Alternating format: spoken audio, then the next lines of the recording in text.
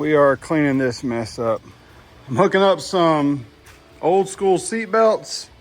A friend of mine gave me a very nice set, brand new. Some would say they're new old stock safety boys. They were bought at Yearwood. A couple pieces of hardware.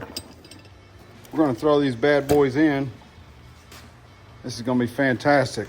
It's a 64, it didn't come with belts. Let me show you how the inside's looking. It looks pretty good. It's drying out nice. Can't stand that fuel tank. I've replaced everything. Seal, cap twice. The whole neck, clamps. I've got the old one down here. Fuel line has been cleaned out. I've done 2 sending units. I've done 2 seals, and I tried to seal epoxy. And I've got, like I said, I'm on my 3rd vented cap, and I'm still venting into the cab. So I'm just assuming it's coming through here. That's what I'm dealing with. Wasp trying to get in here. MFW. I've just drilled out 2 factory holes that are right here, just enlarged them. I have some seatbelt plates to go under the floor.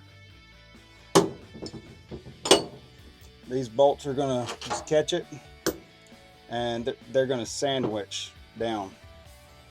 So I've got 3 belts. I'm gonna do 2 on the passenger side, 1 on the driver's side.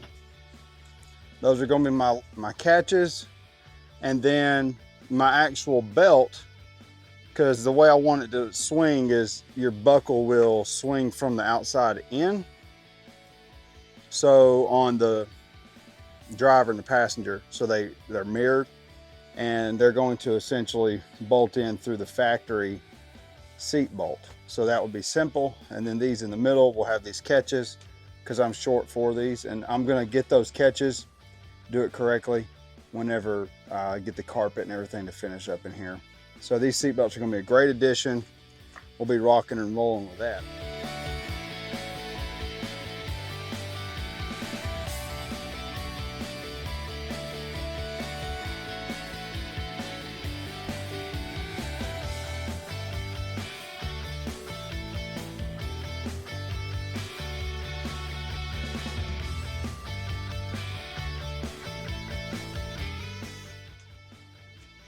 Now that's a nice upgrade. I gave a little angle on this one over here, and just because it's doubled up, and I didn't want to pinch my curved plate. Allows it to sit down flush. That's going to be fantastic. I need to get these sealed up, a couple of these other holes, and be rocking and rolling. Man, I'm so tickled. I'm just excited to have seat belts. I know that doesn't sound like a big deal to some, but it is. Don't mind the shop. I just built in some shelving over here, and I've built in some over here. It's a work in progress. I got my little angle so I can walk behind the post over there. Other side, all this is getting ripped out. We'll be doing some more shelves when I save up some money for some lumber. Oh, I just dread throwing this back in.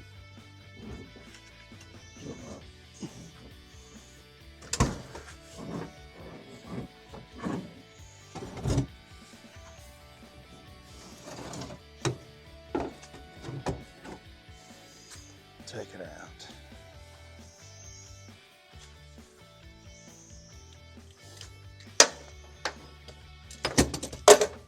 Essentially, this is going to feed through.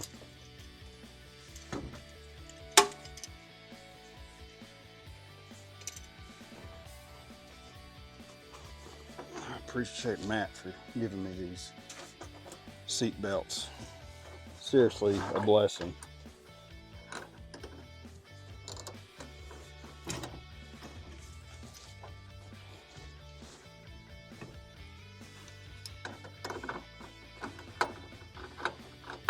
There we go. Let's hope these bolts are long enough. It is.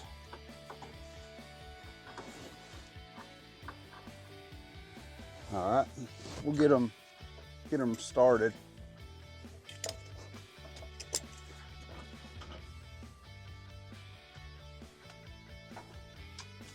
Now I've just run into a hiccup.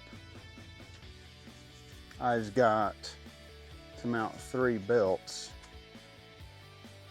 I believe I needed to mount one of these other belts onto this second middle. So I will figure that out in a moment.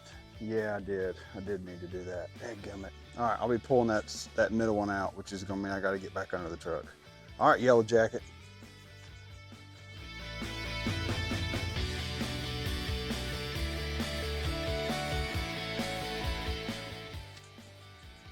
Well, if you're wondering what took out that time lapse, the door slammed on the camera. All right, so this is what we've got going on. We're bolted. I'm gonna tighten them down. Centers are bolted in. It looks like a cluttered mess right now. I mean, it can't get any better than what's on the seat. It's almost comical. This is gonna get pulled up.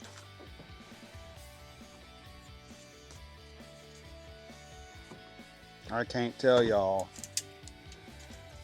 how thankful I am to have seat belts. I gotta throw a bolt down here, run it by hand, and then I'll hit that back one on impact.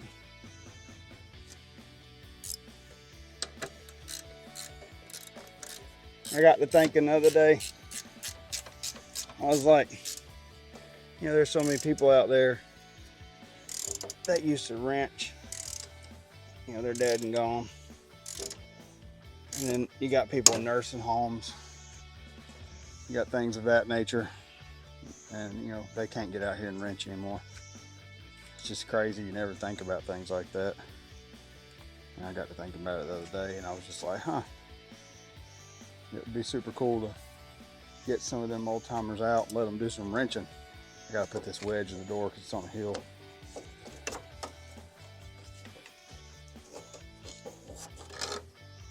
Keep my camera from falling over.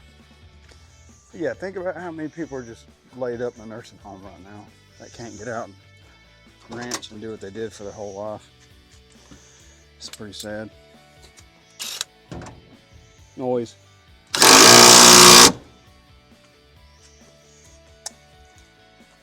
And we're back. Oh, red wasp. MFW alert. God, what is up with these things? I mean, maybe they used to be a worker back in the day. Now they're just a cruising bee. All right, dude. This thing's trying to get me. Jesus is Lord. Look at him. He's in the bed of the truck right now. I'm about to pull out some fire, make some flame. There we go. Let me slide that seat back. And if anybody doesn't know, I was talking to my brother about this the other day. These trucks, I believe 61 through 64 only, or it might be 64 only. I could be wrong, correct me if I am. They have, yeah, I don't mind those noises. They have a 1 year only floor that is 4 inches higher, and the column at its base and top neck are 4 inches lower. So if you think about that, that is an 8-inch loss. Now you start getting into like the 67s, go to like 72, a little bit later, you're rolling into the nice big modern cabs. Modern as in, they're pretty massive in my opinion, like a single cab. And like this is terrible. I have a mini wheel on here. It's about 2.5 to 3 inches shorter in diameter than a factory wheel. And I don't have a big belly. And look how close I am. It's just really crazy. By the way, I would love a factory wheel if anybody has one. So just things to think about.